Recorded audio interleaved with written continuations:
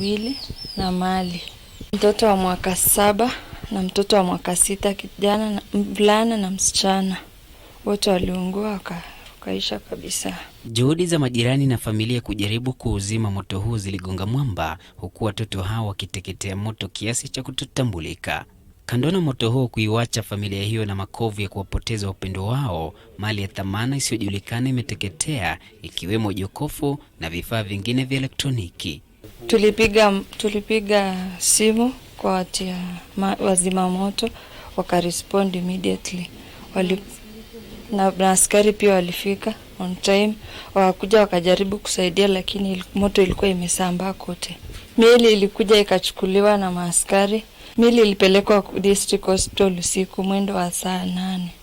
Kwa sasa miili ya watoto hao waliokuwa wamemtembelea nyanya yao kipindi hiki cha likizo ndefu ya Krismasi imehifadhiwa katika makafani ya mjini Kitale.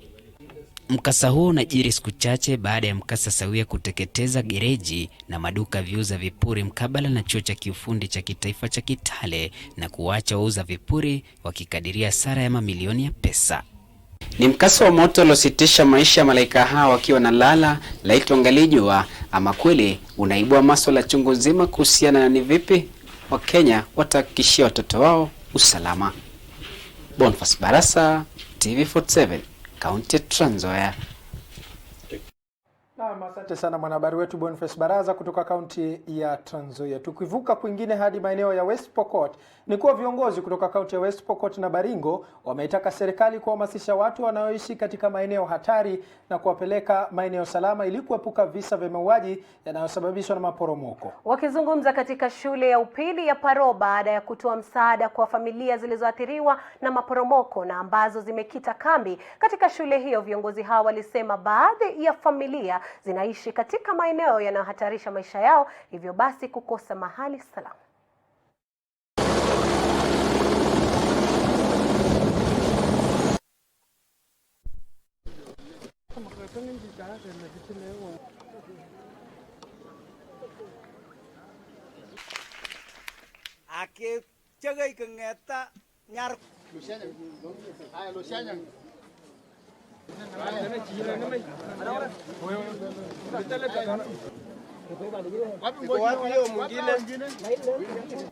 Nasema asante, hata tumefurahi sana vile wameweza kuja kutusanya pamoja. Nashukuru hawa pamoja vile wameweza kutukuja kutusaidia saizi.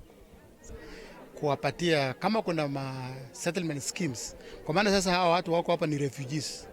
Ni kama wale watu waliumia kwa sababu ya vita ya ukabila. Hawana manyumba, hawana chakula, hawana kila kitu. So ingekuwa mzuri kuwa serikali pia wakonzide watafutia wa shamba. Because si wengi sana, hata kama ni families 100, watafutie shamba vile walitafutia wale watu waliumia katika hali ya janga ya vita. Wewe irrigation scheme iko tu chini, ambao wengi ambao wameathirika wanapata kazi kupitia hiyo irrigation scheme. Na tumekuja kutoa pole zetu kwa wananchi wa eneo hili. Pia tumekuja na vyakula za kusaidia na nguo za kukimu wakati wa baridi kama mablanketi, ili kuhakikisha kwamba wanapokuwa katika mahema maisha inaendelea vile ilivyopangwa. Na msaada yoyote ndio tunataka kama jamii ya Pokot. Na leo hatuna maneno mengi, ni kuja tu kulia na watu wetu, ile mkono kidogo tuko nayo ndio tumelete. Mbali na hayo, mjadala wa ripoti ya BBI unapoendelea kushika kasi, baadhi ya viongozi wa bonde la Ufa wakiongozwa na gavana wa Elgeyo Marakwet Alex Telgos wametangaza kuwa wanaunga mkono ripoti hiyo ya BBI. Kwingineko, kundi la vijana liitwalo Africa Youth Trust wamezindua mpango wa kuelimisha vijana kuhusu yaliyomo katika ripoti ya BBI, haswa yanayohusu vijana. Mwanahabari wetu Joshua Nsare ameandaa ripoti hiyo kwa mpigo. Baadhi ya viongozi kutoka bonde la Ufa wakiongozwa na gavana wa Elgeyo Marakwet Alex Telgos, aliyekuwa gavana wa Bomet Isaac Ruto na viongozi wengine wakihutubia wanahabari katika hoteli ya Sarova jijini Nairobi wametangaza kuwa wanaunga mkono ripoti ya BBI. We throw our weight as a region fully behind the BBI report as it forms a basis and framework for Kenyans of all walks of life Aliyekuwa gavana wa Bomet Isaac Ruto aliwataka viongozi kujiepusha na siasa ambazo zitaaibisha taifa hili, huku akisema ajenda ya BBI ni mwafaka kwa wananchi. Ensure that our politics is not destructive and that our politics is not based on issues that are shameful, like which part of the country you come from. Mwanabiashara na aliyewania ugavana katika uchaguzi uliopita katika kaunti ya Uasin Gishu, Bundotich Buzeki, alisisitiza kwa kusema kuwa wakati siasa zinageuka na kuwa vita, vijana ndio huumia pakubwa, na akaapa kwamba ataungana na viongozi kuhakikisha ajenda ya BBI inatekelezwa kikamilifu. The persons who have paid the brunt of lack of cohesion and a winner takes it all election are young people. I feel pained that there are young people who will exit the stage of life without never having to see prosperity in their lives. Kwingineko, kundi la vijana liitwalo Africa Youth Trust limezindua mpango wa kimkakati ya kufafanua ripoti ya BBI katika hoteli ya Heron jijini Nairobi, ili kuisambaza kwa rika la vijana nchini ili waweze kuelewa vipengee ambavyo vinawahusu kwa minajili ya kufanya maamuzi yaliyo na faida kwao. Packing the gains to the youth as contained in the report, simplifying the same to target groups within the youth fraternity, and engaging various interested stakeholders in conducting nationwide civic engagement forum.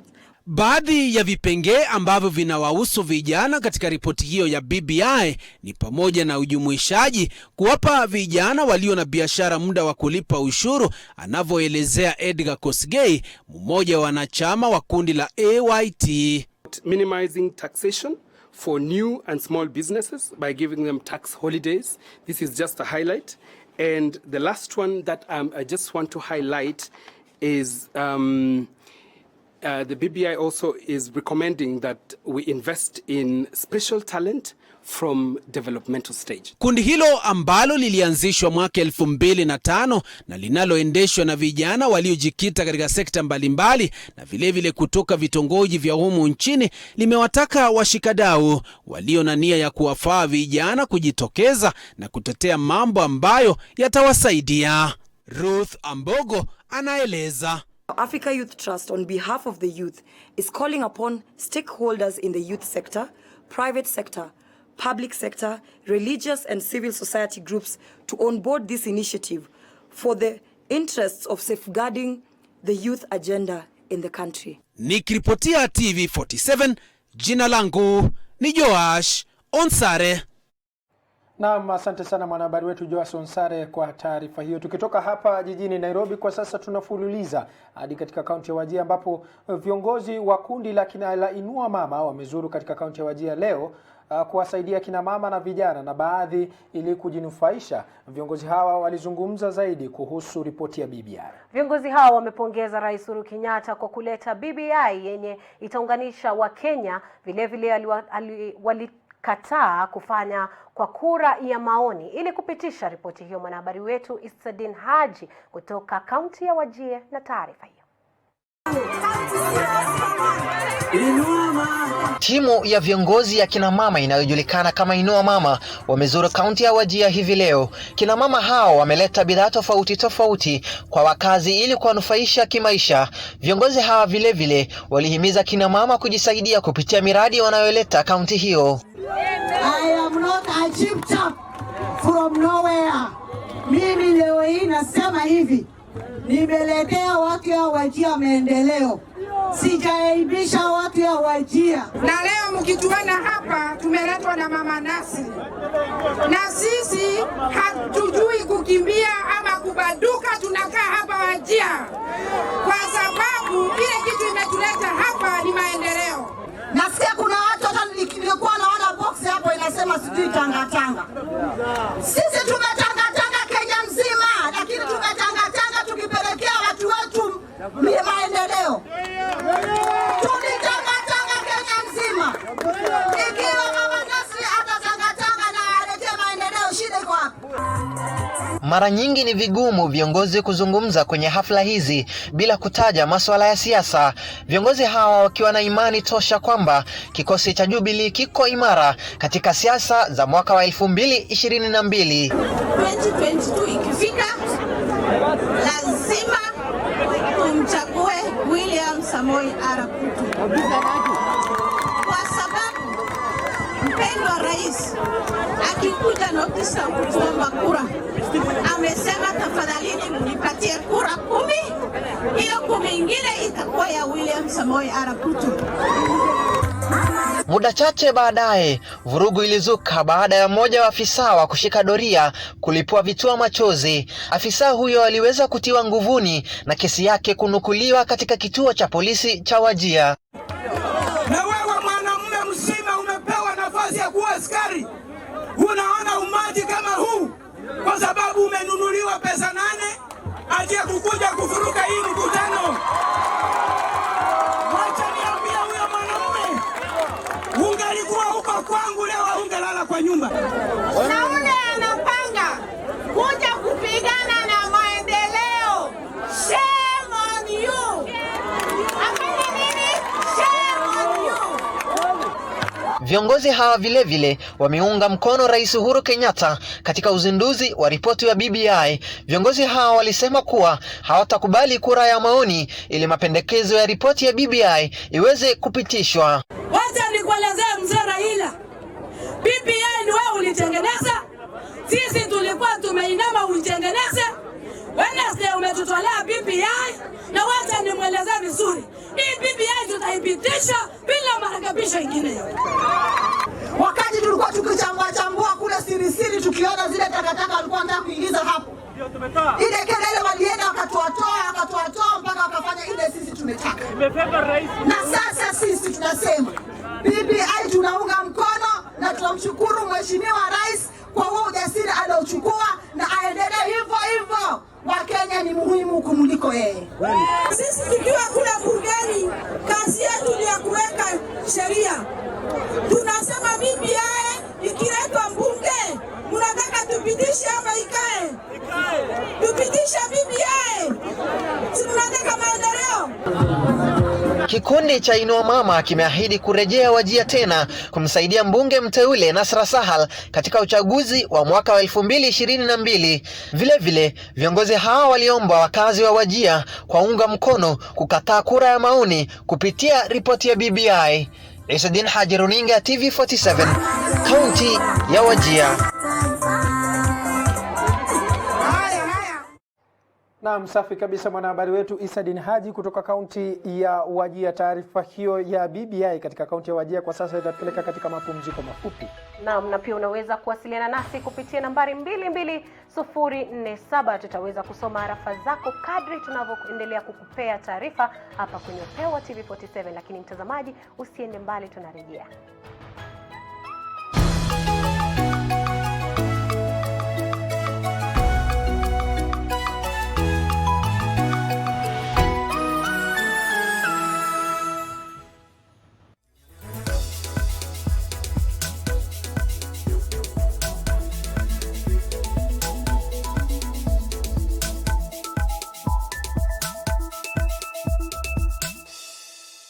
Ekelena Ekabet. To get the best odds and quick payouts, SMS Eka to 29232. Dial *297# only at ekabet.com. Gambling can be addictive. Engage only for recreation, not for income reliance.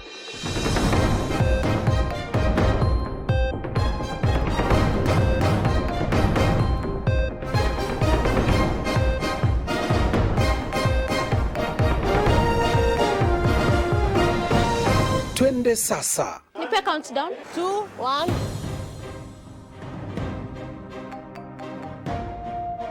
Subiri kuona iwapo suluhu la kudumu litapatikana kupitia mahakama hii ya upeo. Hapa ni mjini Meru. Tupo katika eneo la Wekeithia, kaunti ya Kiambu. Hivi leo tuko Nairobi Cinema. Hapa ni Kina, ukipenda Kinango.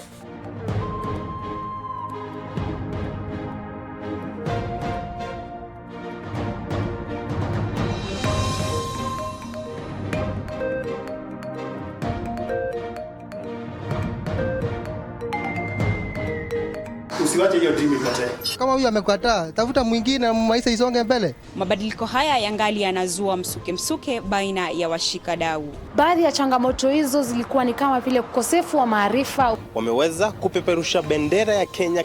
Tutaingia kwenye mapumziko kidogo. Safi.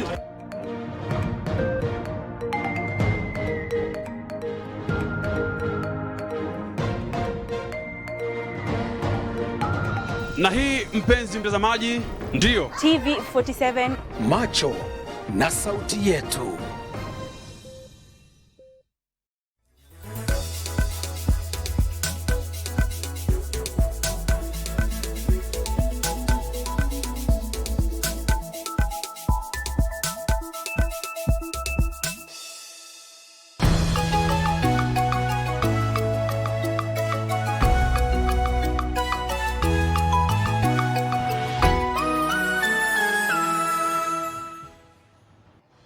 Naam, karibu tena mpenzi mtazamaji kwenye awamu nyingine ya Upeo wa TV47, awamu ya saa 3. Meli yetu ya Upeo wa TV47 kwa sasa inazidi kusonga huku tukikupasha kile ambacho kinajiri kutoka kaunti zote 47.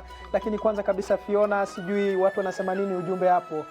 Tuko na arafa ambazo tumeweza kuzipata zikiwa zinamiminika kadri tunavyoendelea. Moja ikisema TV47, mbona hamjashikana kiuno ndio niamue. Huyo ni Amos kutoka Siaya.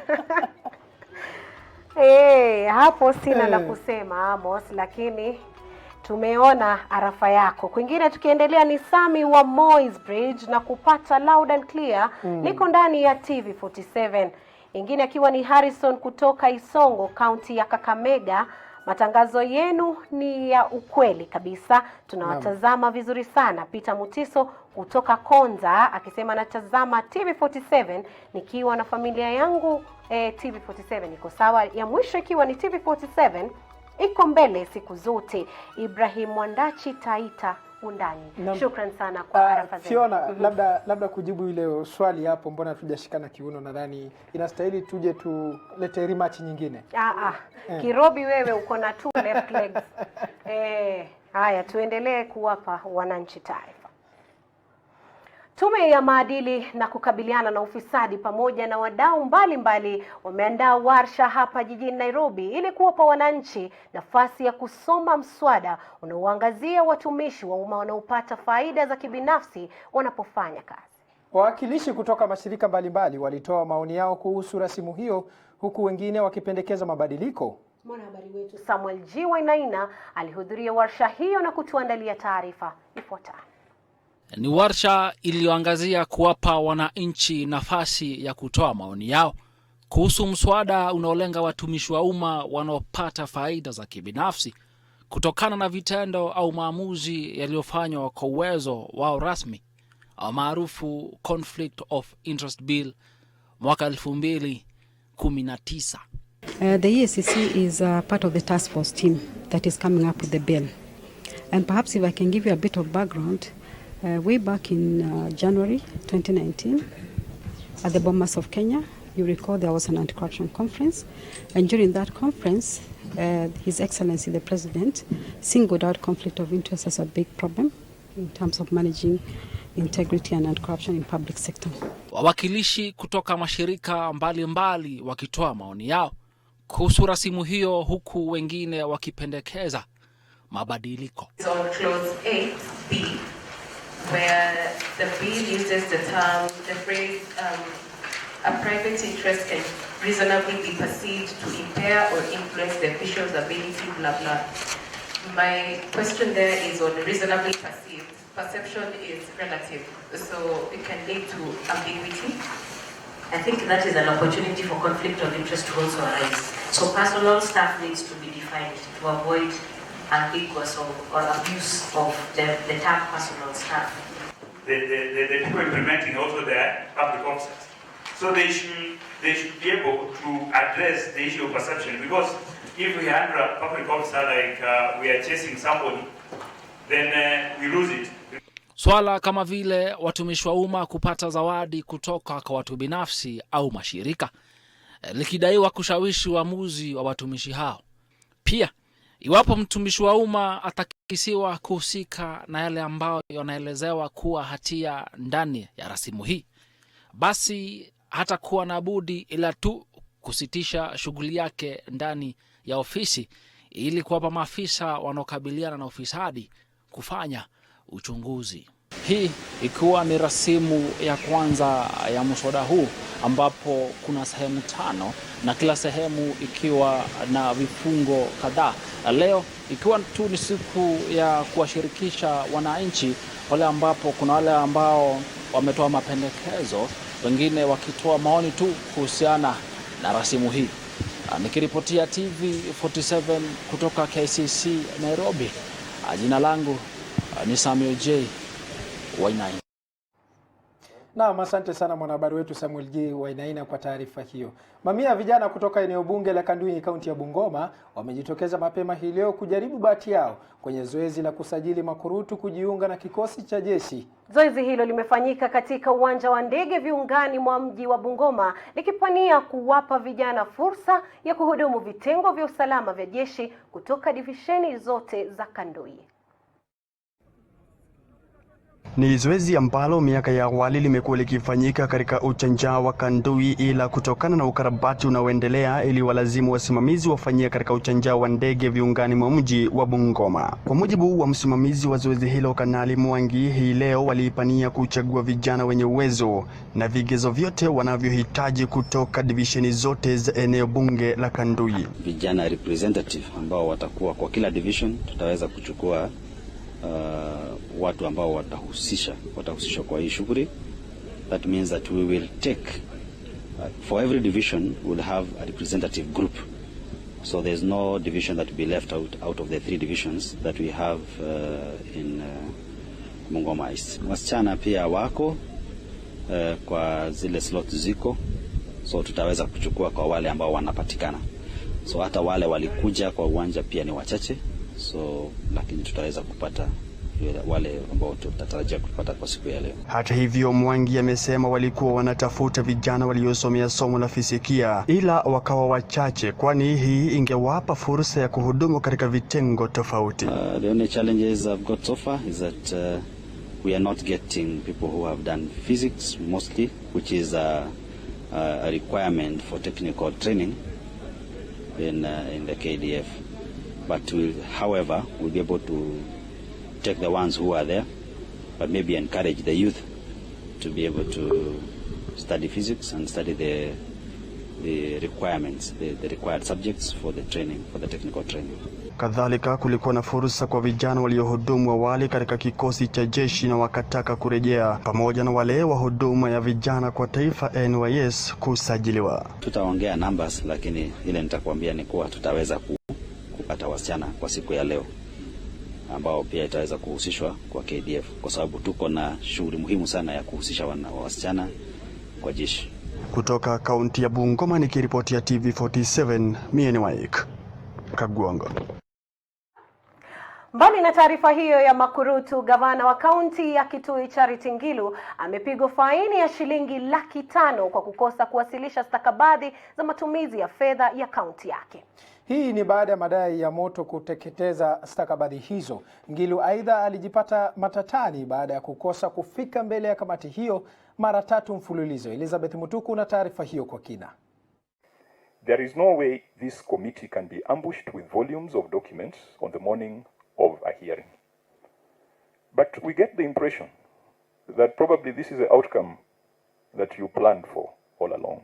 Baada ya kukosa kufika mbele ya kamati ya seneti kuhusu wasibu wa fedha za umma kwa mara 3 mfululizo, gavana wa Kitui Charity Ngilu hii leo alisalimu amri na kufika mbele ya kamati hiyo inayoongozwa na seneta wa Homa Bay Moses Kajwang. And Governor Ngilu, this committee shall fine you 500,000 shillings for having appeared but not bringing the documents that were required of you in our various correspondences of 12th of March, 11th of June and in the newspaper adverts.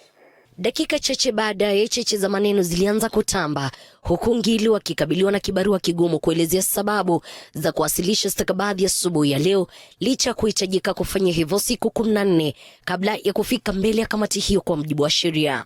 If you were to appear on Tuesday and you sent apologies, at the very minimum, we would have expected that those written responses would have arrived on that day.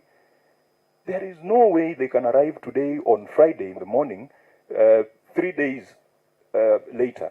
We have made the ruling. Yes, but there is no letter before us. You are talking of imaginations. No. And we are not going to engage on matters that are not before us. Ni jambo lilozua maswali makali miongoni mwa maseneta wakihofia huenda uongozi wa kaunti ya Kitui unatafuta njia ya kuficha ukweli baada ya madai ya moto kuteketeza baadhi ya stakabadhi za kaunti. Now, when there is no brief from the Auditor General, there is no brief from our secretariat, we will just be doing what you are saying, Chair. We will be ticking boxes that the county government of Kitui appeared. And that is not justice to the people of Kitui. That's my submission, Chair. If at 15% you are getting 9 billion, at 35% you'll probably be getting 20 billion. If you cannot account for the 9 billion now, will you be able to account for the 20 billion then? Mwenyekiti Seneta Moses Kajwang' akitoa uamuzi huo ameweka wazi kuwa fedha za faini hii hazistahili kutoka serikali ya kaunti Kitui bali kwa mfuko wa gavana. This fine may be paid to the clerk of the Senate, and this fine shall not be paid by the county government of Kitui. This is a personal charge to Governor Ngilu. The next date of appearance shall be by way of summons. We'll have to look at our calendar and we'll have to decide what would be the best date, because I don't want these members to be sitting here on Fridays and then a governor comes without documents and then we waste all the other opportunities that we had for the day. Kwa upande wake Gavana Ngilu amesema kuwa ataandika barua kwa Seneti ili kupinga uamuzi huo kwa misingi kuwa maafisa wake waliwasilisha stakabadhi husika kabla yake kufika mbele ya kamati hiyo siku ya leo. But here, what we are being asked for here is come with, not send before you come. And it is here. It is coming from you. And therefore, I do not think it is fair for you not to acknowledge that you also said it.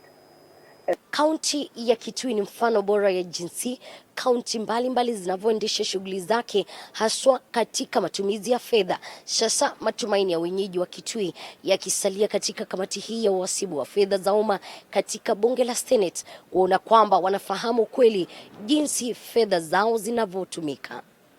Elizabeth Mutiko, TV47, Majengo ya Bunge. Kwingineko, nafasi ya mratibu wa bajeti kwenye serikali kuu ipo wazi, nafasi ambayo huwa kigezo muhimu wakati serikali za kaunti zinahitaji pesa kutoka kwa serikali kuu. Kwa sasa kaunti zinashuhudia ukame wa fedha kutokana na nafasi hii kuachwa wazi, wakitaka serikali kuu kuhakikisha nafasi hii imejazwa, ndiposa ukame unaoshuhudiwa usuluhishwe. Clifford Ndubi na taarifa hiyo kwa kina. Huku msimu wa Christmas ukibisha hodi, mtazamo na matarajio ya wengi ni kuwa watakuwa na hela za kutosha zitakazowawezesha kukidhi mahitaji yao msimu huu. Lakini huenda hii kawa ni ndoto kwa wafanyikazi wa kaunti zote 47, na sasa imebainika kuwa kutoka mwezi Novemba tarehe 15, kaunti hazijapokea fedha za kuwalipa wafanyikazi wao pamoja na wale waliosambaza bidhaa. Haya yamebainika kutokana na nafasi ya mratibu wa bajeti katika serikali kuu kuwa wazi. Hivi majuzi baadhi ya wafanyikazi wa kaunti ya Nairobi waliandamana hadi kwa ofisi za gavana wakidai pesa zao, na sasa shinikizo ni kwa serikali za kaunti kuwalipa, huku wafanyikazi hawa wakisema kuwa wanadhulumiwa. Shida ni tumekaa miezi ngapi? Ni miezi 4 ni 5 hatujalipwa mshahara. Unapata watoto wanafaa kule, nyumba inafaa ilipwe. Sasa tunashindwa tunaelekea wapi? Kazi yenye tumefanya hata kuja mashinani huko utaiona. Si ati lazima waambie, ukikuja mwenyewe utaiona. Basi tunataka tu hakie.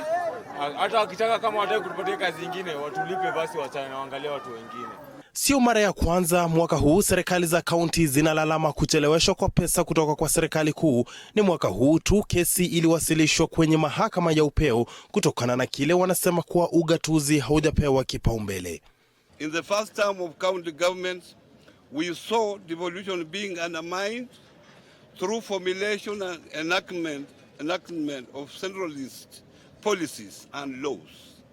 the council sought judicial intervention severally to declare some of the laws unconstitutional since the weekend devolution. Kwa sasa mapendekezo ya baraza la magavana ni kuwa serikali kuu ihakikishe nafasi iliyoachwa wazi ijazwe, manake kucheleweshwa kwa mishahara ya wafanyikazi hawa kutawaathiri mno. Clifford Ndubi, TV47, Nairobi. Na msafi kabisa, itafahamika kwamba hii si maandamano ya kwanza magavana kuandamana na wale ambao wanafanya kazi katika serikali kuhusiana na swala la mgao wa fedha.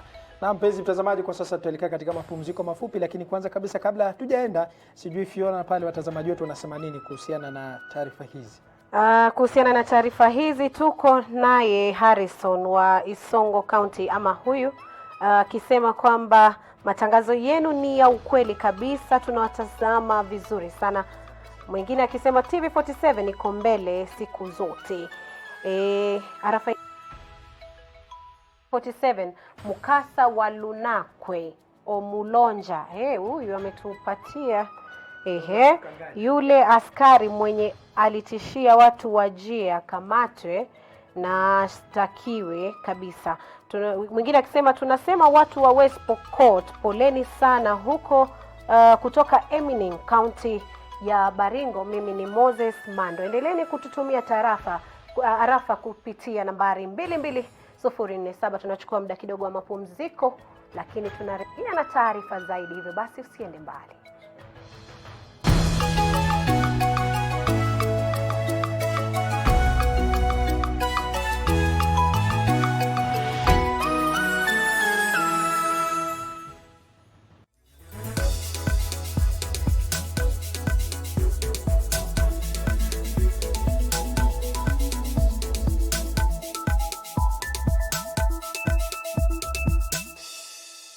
Ekelena Ekabet. To get the best odds and quick payouts, SMS Eka to 29232. Dial *297# only at ekabet.com. Gambling can be addictive. Engage only for recreation, not for income reliance.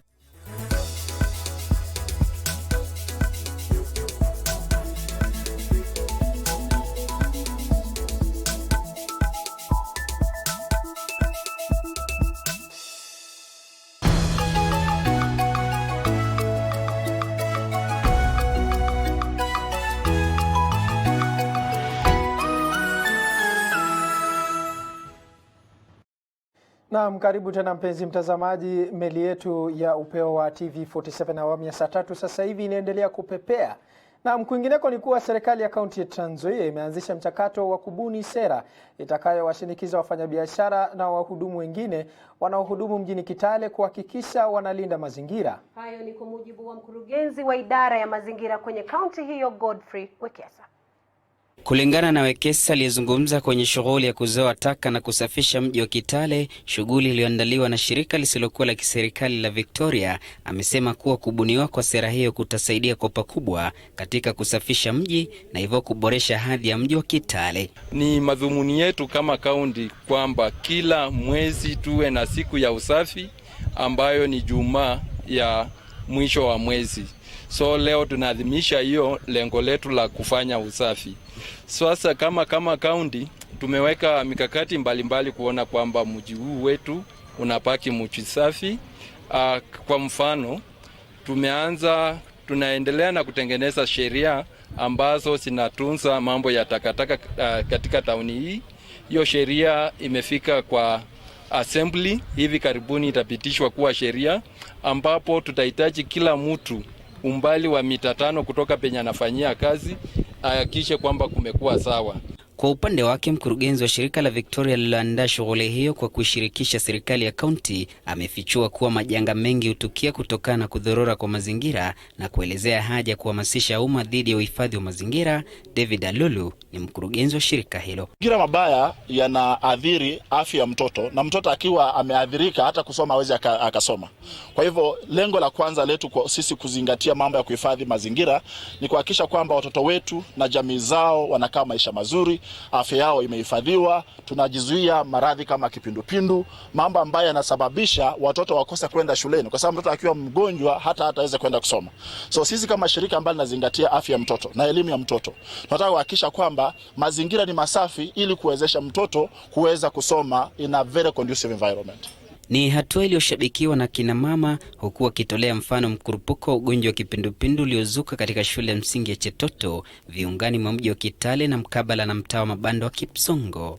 Hali hiyo ilipelekea makumi ya wanafunzi wa shule hiyo kulazwa hospitalini kwa kuugua maradhi hayo. Nashukuru NGO ambayo imekuja hapa Kitale na wakaunganika na serikali yetu ya kaunti kwa ajili ya kutuelekeza sisi wananchi tuhakikishe ya kwamba mji wetu wa Kitale uko smart, ni msafi. Tunajua sisi mji wetu ukiwa msafi hata watoto wetu watakuwa salama. Si mbali sana ambao magonjwa imeshuka katika mji wa Kitale na ilianzia shuleni, watoto wakiwa shule. Watoto walikonjeka, lakini sisi wazazi hatukufurahia. Kwa hivyo hili jambo limeanza na liendelee. Cha kutia moyo ni maafisa hao usalama walioihari kutenda haki kwa kushiriki shughuli hiyo ya kuzoa taka na kusafisha mji pamoja na chifu huyo. Ama kweli utumishi kwa wote na kwa taifa.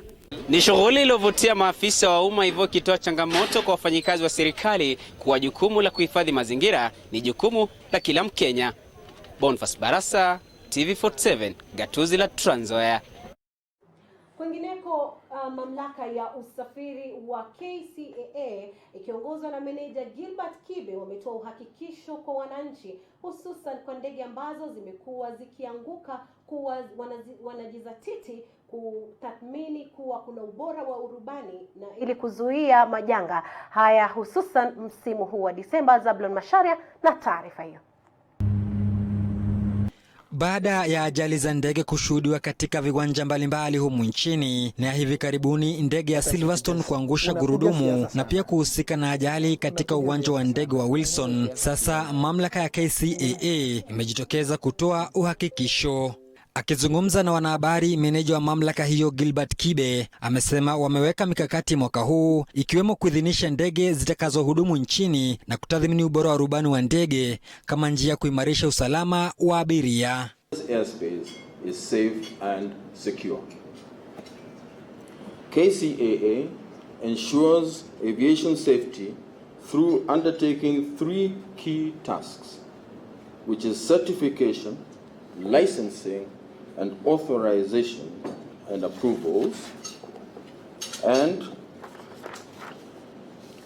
surveillance and enforcement is guided by the Act and its associated regulations. Wakati huo huo, amesema kuwa wanadhibiti kamera aina ya drone dhidi ya kuingia humu nchini, na kama itaruhusiwa lazima ifuate sheria. In March of this year, an announcement was made that to inform the public that drone operations in Kenya are illegal. And the reason for that is that we do not have regulations to be able to manage and oversight drone operations in the country. Kwa upande mwingine, amesema operesheni katika uwanja wa Wilson umesitishwa ili kufanya ukarabati, haswa njia zinazotumiwa na ndege baada ya malalamishi kutolewa kuhusiana na hali mbaya ya uwanja huo. Kibe ameongeza kuwa wataajiri wataalamu zaidi ili kufanikisha na kuimarisha utendakazi wakati wa dharura. So what we need is to add more inspectors to be able to do more effective surveillance programs, because like I say, we've got over 70 operators, we've got over 10,000 licensed personnel. We need to ensure that all these people are not violating the regulations. So Zablon Masharia, TV47, Nairobi. Naam, kwingineko ni kuwa jamii ya watu wanaoishi na ulemavu katika kaunti ya Kisumu inahisi kutengwa kwenye uwakilishi wa ripoti ya jopo kazi la maridhiano almaarufu BBI iliyozinduliwa hivi majuzi. Unadai kutopewa kipaumbele ili kuwasilisha hoja zao.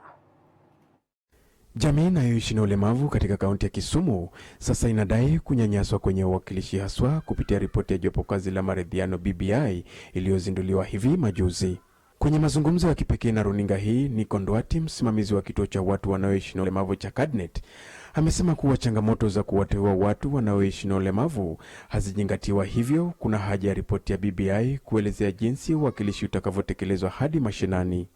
We want persons with a disability to do what we call electoral college, because in electoral college we'll have identification of persons with a disability right from the ward level to the national level. So it is still our appeal that this challenge can be solved at this juncture, because we saw that at the BBI they were saying that persons with disability and youths will be given the right opportunity, but we don't know what kind of methodology they are still going to use. But we would like that the methodology be electoral college, where persons with disability among themselves, just like in Uganda, they can identify the person to elect. Kauli yake imeungwa mkono na Rosh Were ambaye ni mhadhiri katika chuo cha Maseno, ambaye amesema jamii inayoishi na ulemavu imetengwa na kubaguliwa kupitia ripoti ya BBI. Gains that we had made in the constitution, the gains that we had already made in terms of the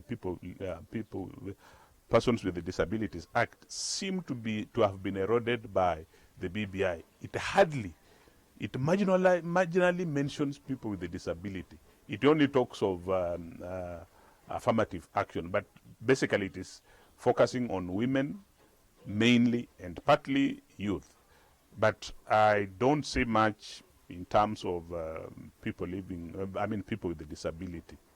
Aidha, mwanaharakati wa kutetea watu wanaoishi na ulemavu Caroline Ogot amesema matumaini yake ni kuona jamii inayoishi na ulemavu inapewa fursa na kusikizwa kwa malilio yao, hali kadhalika kujadili ripoti hiyo. The BBI report that was just launched recently, it's good the president said that he has given us a whole month to go through it. It is also my hope that the disability group will be included in the table to give their opinion and what they want to the churches, to the markets, to every public sociable gathering. They should have interpreters. They should have people who understand, who should be able to help us. We hope that what the disability group will speak about is what will be in the final draft. That would be my joy. Daniel Dembede, TV47, kaunti ya Kisumu. Naam, asante sana mpenzi mtazamaji. Waumini wa dini ya Kiislamu msikiti wa Masjid Tahid katikati mwa mji wa Bungoma wamehofia kwa kuporomoka kwa jengo lao. Hii ni baada ya mfanyabiashara mashuhuri kuelekeza jengo hilo na lori kubwa za kubeba mizigo, swala ambalo linawafanya kufunga barabara katika eneo hilo. Waumini wa dini ya Kiislamu jijini Bungoma wakiongozwa na Musa Muhammad wametoa lalama kwa mwanabiashara anayefanya biashara karibu na msikiti wa Masjid Tahid katikati mwa mji kwa kuacha jengo lao katika hali mbovu na kutoa wito kwa serikali ya kaunti kuingilia kati huku wakifunga barabara hiyo. Sisi madhumuni yetu ya kufanya kitu kama kufunga barabara hii, kuna mwindi mmoja anaitwa Adatia. Tumemwendea mara mingi akuje alinia ya protective hiyo kutahiti wa msikiti inaanguka kwa sababu magari zake inapitisha mzigo mingi hapa. Watu kama viwete wawezi pita hapa sababu gari imeharibu barabara. Jambo ya pili, yeye ni mtu ana uwezo. Yeye angechukua majukumu ya kutengeneza barabara hii. Si ni kweli? Kweli kabisa. Lakini yeye hayachukua majukumu yote. Hii barabara tukifanya hivi, tunafanya kwa madhumuni ya kuzuia gari zake, tunafanya kwa madhumuni kwa kuzuia msikiti ukuta yake isianguke. Muhammad amemrai mwanabiashara huyo kushirikiana na serikali ya kaunti ya Bungoma kukarabati barabara hiyo, la sivyo wataendelea kuandamana. Sisi tunaomba serikali wakati ya mvua kama hii, mshirikiane na huyu muhindi. Mtuwekee maramu hapa, tukichungie mali tunaabudu Mwenyezi Mungu, na ambapo sisi tutakuwa naye amani na upendo na umoja. Hata hivyo wameapa kuzuilia uchukuzi kufanyika katika barabara hiyo, huku akitaja kuwa kila Mkenya anayo haki ya kuabudu pasipo na kusumbuliwa. sisi hii msikiti magari ya Muhindi inapitia huku, na wakati ambapo magari inapitia huku, hii magari imechimba msipa na imeweka shimo sana, na imeweka shimo, maji inaingia ndani ya msikiti.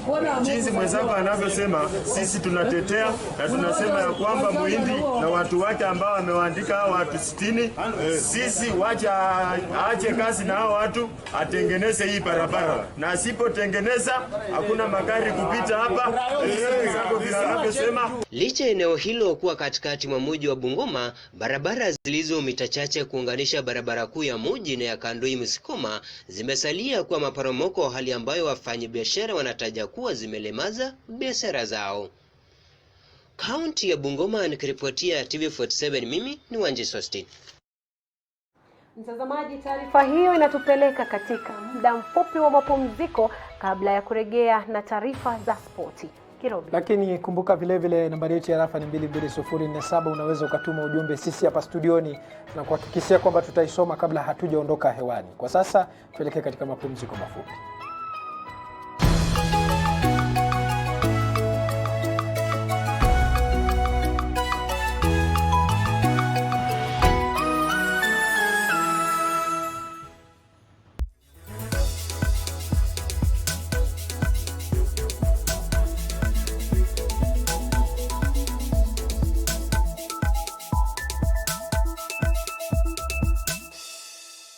Ekelena Ekabet. To get the best odds and quick payouts, SMS Eka to 29232. Dial *297# only at ekabet.com. Gambling can be addictive. Engage only for recreation, not for income reliance.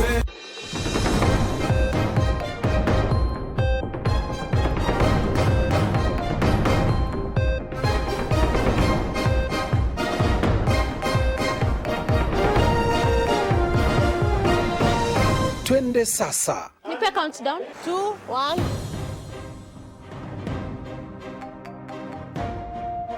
Subiri kuona iwapo suluhu la kudumu litapatikana kupitia mahakama hii ya upeo. Hapa ni mjini Meru. Tupo katika eneo la Wetavia, kaunti ya Kiambu. Hivi leo tuko Nairobi Cinema. Hapa ni Kina, ukipenda Kinango.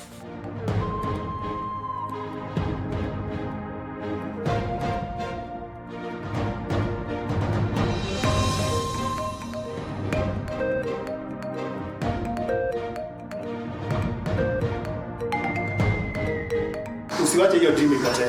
Kama huyu amekataa, tafuta mwingine, maisha isonge mbele. Mabadiliko haya yangali yanazua msuke baina ya washikadau. Baadhi ya changamoto hizo zilikuwa ni kama vile ukosefu wa maarifa. Wameweza kupeperusha bendera ya Kenya. Tutaingia kwenye mapumziko kidogo. Safi!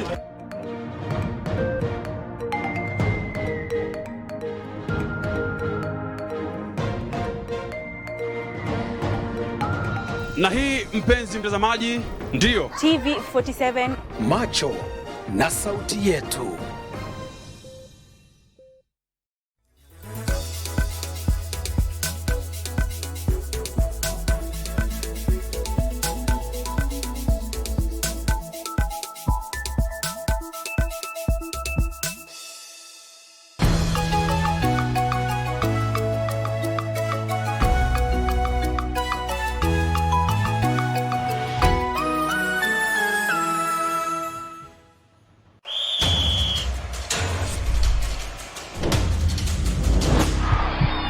Michezo kwa hisani ya Ekabet.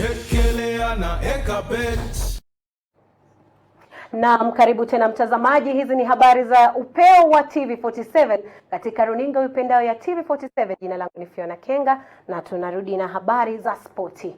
Klabu cha Kakamega Homeboys kimesajili ushindi dhidi ya Mathare United katika mechi ya ligi kuu nchini iliyochezwa leo alasiri. Magoli ya Homeboys yamefungwa na Peter Thiongo na David Okoth, naye John Okoth akiwafunga Mathare United. Hii hapa taarifa ya mechi hiyo. Mechi hizo zitaendelea siku ya Jumamosi ambapo Nzoia Sugar wataalika AFC Leopards kuanzia saa 9 alasiri ugani Umia Sports Complex. Gor Mahia wacheza dhidi ya Ulinzi Stars ugani Moi County ya Kisumu. Kariobangi Sharks wapige dhidi ya KCB ugani Kasarani kuanzia saa 9 alasiri, kisha Wazito wapige dhidi ya Chemelile ugani Kenyatta County ya Machakos. Siku ya Jumapili itakuwa zamu ya Tusker dhidi ya Bandari ugani Ruaraka kuanzia saa 9 alasiri. Western Stima wacheza dhidi ya Sofapaka ugani Moi County ya Kisumu, kisha Zoo Kericho wacheze dhidi ya Kisumu Stars ugani Kericho Green Stadium. Naam, tukisalia katika viwanjani, Mkenya Angela Okutui amefuzu fainali ya mashindano ya tenisi ya ITF World Tour yanayoendelea jijini Nairobi, kama anavyoarifu mwanahabari wetu Jason Sagini. Mkenya Angela Okutoi ana matumaini ya kutoa ubingwa wa wachezaji wasizidi miaka 18 katika mashindano ya tenisi ya ITF World Tour yanaendelea katika jiji la Nairobi, atakapokutana na Aisha Niyonkuru wa Burundi katika fainali siku ya Jumamosi katika uga wa Nairobi Club. It's just going to be a normal match. Not easy, not tough. It's just going to be normal, like any other matches I've been playing. It's a match, so you can't predict. So you just go out there and play your game, and the outcome, if it doesn't matter. If you win, it's fine. If you lose, there's always a next time. Angela aliyasema haya baada ya kumbwaga Maria Sheril, raia wa Misri, kwa seti 2-0 za 6-4 na 6-2 kwenye nusu fainali ya kwanza iliyochezwa siku ya Ijumaa katika uga wa Nairobi Club. Mpinzani wa Okutoi, Aisha Niyonkuru, alimlaza Leila Shukri kutoka Misri seti 2-0 za 6-2 na 6-4 kwenye nusu fainali ya pili. Fainali itachezwa siku ya Jumamosi. Kwenye mashindano ya wasiozidi miaka 14, mechi za raundi ya 16 hazikutamatika baada ya mvua kusitisha ratiba ya siku na kupelekea viwanja kuloa maji. Jason Sagini, TV47, michezo. Kwengineko, mlinda lango wa timu ya Ulinzi Stars Timothy Odhiambo, ambaye ni mchezaji bora wa mwezi wa 10 kulingana na muungano wa wanahabari wa michezo nchini SJAK kwa ushirikiano na kampuni ya LG. Odhiambo amewashinda Lawrence Juma wa Gor Mahia na Kelvin Kimani wa Mathare United ili kutwa taji hilo.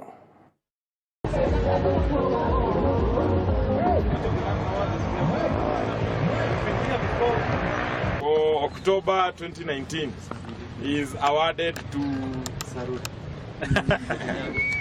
jina ambazo ziko hapa is Timothy Odhiambo.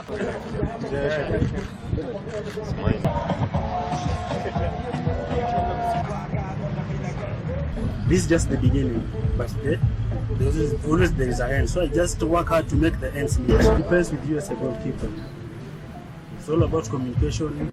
If you can communicate, even if you don't know how to hold the ball, you can just do better. Because communications means a lot to the defenders and to them. Naam, kuna rafa ambazo zimeweza kutiririka katika nambari yetu ya SMS 22047. Huyu hapa Harrison akisema kwamba ingine hapa ikiingia kwamba Nixon kutoka Marugu Ward, mbona kikundi cha Inua Mama chasema BBI ilitengenezwa na Raila na huku wanamshukuru rais? Hilo ni swali lako Kirobi. Lakini ukiangalia hayo ni maoni ya wale watazamaji wetu, kwa hiyo hatuwezi tukaendelea kupigia mtu mmoja upato. Kwingine kusema ni Odhiambo Sikeu na wife Brenda tukiwa Eldoret Ziwa, hongera sana. Shukrani kwa taarifa kwa arafa hiyo. Hongera sana TV47 kwa kuendelea kutangaza matangazo katika lugha ninayoienzi ambayo ni lugha ya Kiswahili. Silas nikiwa Kitale. TV47, asante kwa taarifa zenu. Endelea hivyo hivyo. Anthony kutoka Kwanza. Maeneo ya Trans Nzoia kama sijakosea. Naam. Kwingine kusema is that money given to the Senate committee by Kitui governor going to the tax consolidated fund. Ingine kiwa ni TV47 iko sawa kabisa. Simon Boge na Susan kutoka Chepkumia Burende. Mimi napongeza habari zenu za TV47. Tunatazama TV47 tukiwa Vipingo, Kilifi County. Salimia watu wa Kilifi. Huyu ni Edward Ngome. Tuko pamoja. Arafa ni nyingi sana, tungependa kuzisoma zote, lakini kwa wale ambao hatungeweza kusoma taarifa zenu, arafa zenu, ujue kwamba tumeweza kuzipata hapa kwenye vipakatilishi vyetu. Naam, hapa studioni Fiona, leo ikiwa ni siku ya Ijumaa, tunawatakia wale ambao wataelekea katika weekendi weekendi njema kabisa. Muwe na weekendi njema. Jina langu ni Fiona Kenga. Na mimi nimekuwa mwanahabari wako Paul Kirobi ambaye amekuwa akitafsiri katika lugha ya ishara, anafahamika kama Faith Cheptile. Alamsiki. Kuwa na usiku mwanana.